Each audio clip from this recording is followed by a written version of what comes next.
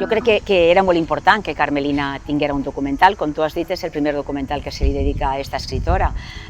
Ja l'han qualificada, no?, les veus expertes, les persones que saben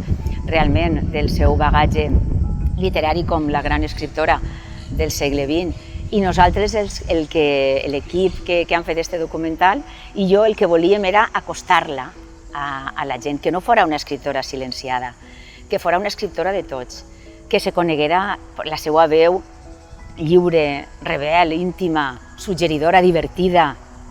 però també la seva veu forta, la seva veu de dona que sabia imposar-se, de dona que havia viscut un poc amb el pas canviat, que estava desarrelada del seu temps, que li haguera agradat viure l'època del seu gran amor, que era Jaume I, i en canvi estava vivint així, havia viscut tot el segle XX, els inicis del segle XX, i després també això, des de la república, la dictadura, els inicis de la democràcia, i ella, nosaltres intentàrem a partir de Carmelina contar un poc també el seu context i la seva vida i la seva obra, i per això vam comptar en la col·laboració inestimable, sens dubte, de la seva família,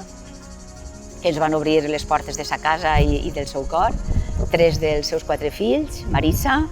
Luis i Carmelina, les seues netes i després de totes les membres de la comissió de l'any Carmelina de l'Acadèmia Valenciana de la Llengua, i amb això i una miqueta de la nostra professionalitat i el nostre gust per fer les coses ben fetes, o almenys intentar-les fer, hem aconseguit fer el documental Carmelina Maricel.